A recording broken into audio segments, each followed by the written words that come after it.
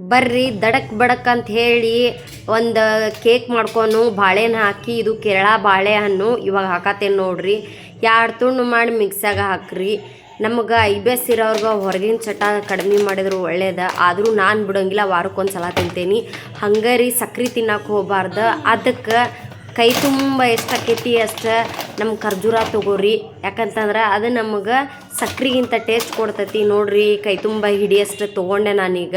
ಒಂದೊಂದು ಎಳೆ ಬಿಡಿಸಿ ಹಾಕ್ತೀನಿ ನೋಡ್ರಿ. ನೀವು ನೋಡಾಕತ್ತೀರಿ. ಈಗ ಎಳಕ್ಕೆ ಅನ್ನೋ ಥರ ಬಳಕ್ಕೆ ಹಾಕೇ ಬಿಟ್ಟೆ ಒಂದು. ಇವಾಗ ರೀ ಮಿಕ್ಸಿ ತೊಗೊಂಡ ಜಡಬಡ ಅಂತ ರುಬ್ಬುನಂತ. ಬರ್ರಿ ನೋಡ್ರಿ ಆ ಜಡಬಡ ಹೆಂಗೆ ರುಬ್ತೇನಂತ. ಹಿಟ್ಟು ನೋಡ್ರಿ ಮಸ್ತ್ ಬಂದತಿ, ನೀವ ನೋಡ್ಬೋದು. ಇವಾಗ ರೀ ಮೈಕ್ರೋವನ್ ಒಳಗೆ ನಮ್ಮ ಕೇಕ್ ಬಟರ್ನ ಅಂದ್ರೆ ಹಿಟ್ಟನ್ನಿಟ್ಟು ಅದನ್ನು ನಾವು ಸೆಟ್ ಮಾಡ್ಕೋಬೇಕು. ಸೆಟ್ ಮಾಡ್ಕೊಂಡ ಮ್ಯಾಲೆ ನಮ್ಗೆ ಕೇಕ್ ಬರ್ತೈತೆ ನೋಡ್ರಿ. ಇವಾಗ ಹೆಂಗೆ ಬರ್ತೈತಿ ಒಂದು 5 ನಿಮಿಷಕ್ಕೆ 10 ನಿಮಿಷಕ್ಕೆ ನೋಡ್ರಿ. ಇವಾಗ ಕೇಕ್ ಹೊರಗೆ ತಗೊಳತೀನಿ. ಮಸ್ತಾಗ ಟೇಸ್ಟ್. IBS ಯಾರ್ಯಾರಿಗೆ ಇರ್ತೈತಲ್ಲ, ಹೊರಗಡೆ ಕೇಕ್ ತಿಂದ್ರೆ ಬ್ಲಾಟಿಂಗ್ ಆಕೈತಿ, ಅಂದ್ರೆ ನಮಗೆ ಗ್ಯಾಸ್ ಆಕೈತಿ, ಹೊಟ್ಟಿಗೆ ತಿನ್ನೋಕ್ಕಾಗಲ್ಲ ಮೈದಾ ಅಂತಂದ್ರೆ ಮನ್ಯಾಗ ಕುತ್ಕೊಂಡು ಈ ಕೇಕ್ ಮಾಡ್ಬೋದ್ರಿ. ನೋಡ್ರಿ ಇವಾಗ ತರಿಯಾಗಿ ಸ್ಪಂಜಿಯಾಗಿ ನಮಗೆ ಕೇಕ್ ಬಂದೈತಿ ಹೊರಗೆ. ನೋಡಾಕತ್ರನ ಹೆಂಗೆ ಅನಿಸತ್ತಂತಂದ್ರೆ ಅವ್ವಾ ಬಾಯಿ ನೀರು ಬರಾಕತ್ತೈತ್ರಿ ನಂಗಂತರು.